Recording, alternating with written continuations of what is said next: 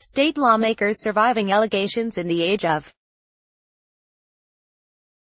Jeff Hoover resigns FAS Speaker at the state capitol in Frankfort, Kentucky. Hoover stepped down as Kentucky's House Speaker after acknowledging he signed a secret sexual harassment settlement outside of court. An ethics commission fined him $1,000 and publicly reprimanded him.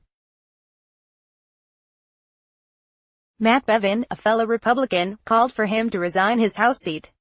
But Hoover did not resign. He's running for re-election, and no one filed to run against him. He is one of at least 25 state lawmakers across the country accused of sexual misconduct running for office this year, according to a recent analysis by the Associated Press. AP photo, Michael Reeves, file, Frankfort, Kentucky.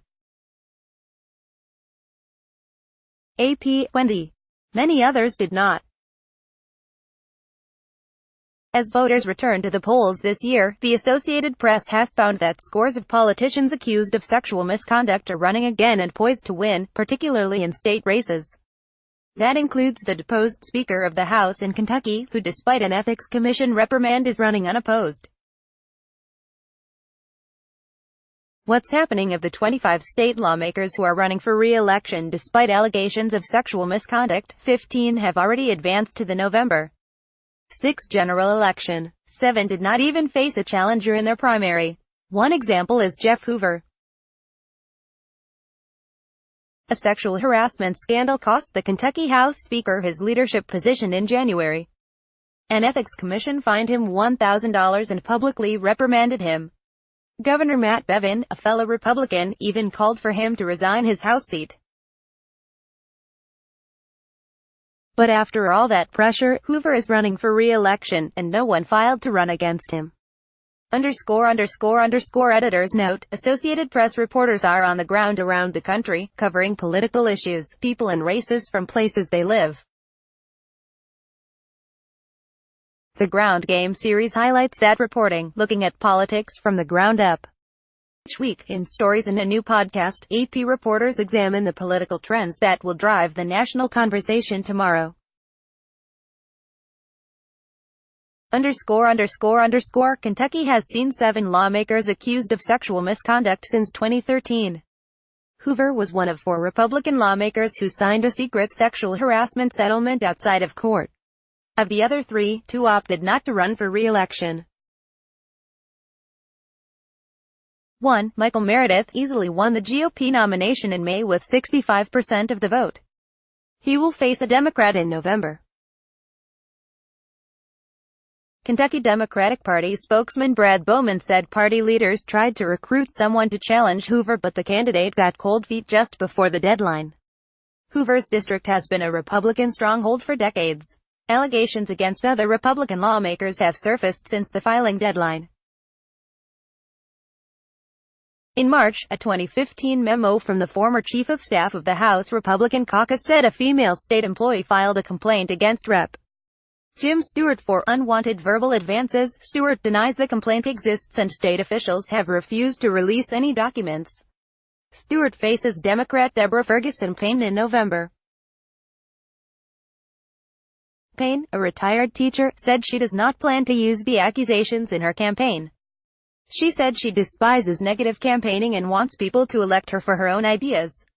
Plus, she said criticizing Stewart over the allegations would likely backfire. We have 2-to-1 Republicans here, she said. And I don't think they want to hear it. Why it matters the extraordinary growth of the By comparison, virtually every member of Congress accused of sexual harassment has resigned or opted against running for re-election. Kelly Dittmer, an assistant professor of political science at Rutgers University, said the relative political success of accused state lawmakers suggests that voters are unsure how to respond. Does a private failing disqualify someone from serving in public office? We don't have an answer for that, Dittmer said. What to watch in California for the 6 state lawmakers who faced misconduct allegations and ran for re-election or another office. 4 advanced to the general election. That includes 2 women. Assemblywoman Cristina Garcia, an early advocate for legislative changes in support of the She took a 3-month leave of absence earlier this year after a former legislative staffer accused her of groping him in 2014. Investigators initially cleared Garcia of the charge, but her accuser appealed the findings and the investigation has since been reopened. Garcia has denied any wrongdoing. In Arizona, former state rep. Don Shooter was expelled from office after he was criticized for a pattern of sexually harassing women. He apologized, but now he's back, running in the Republican primary for a seat in the state Senate. His opponent in the August Republican primary, Sen. Sine Carr, said she has no plans to highlight the allegations against Shooter. "I trust the voters of our district," Kerr said. "They're informed, and they'll make a good decision. Don't miss." Advocates say lawmakers' success in these races is a reminder of a long history of legislators tolerating bad behavior among their colleagues and highlights the need for more accountability and equal representation in state houses around the country, where women are just one of every 4 lawmakers. "Even if this year you are able to skate by," says Fatima Goss-Graves, president and CEO of the National Women's Law Center, "the spotlight will continue to be on this issue whether there are electoral consequences in 2018 or the next election cycle or beyond." Cassidy reported from Atlanta. Follow Beam & Cassidy on Twitter at http://twitter.com/AdamBeam and http://twitter.com/app_Christina. Copyright 2018 The Associated Press. All rights reserved. This material may not be published, broadcast, written or redistributed.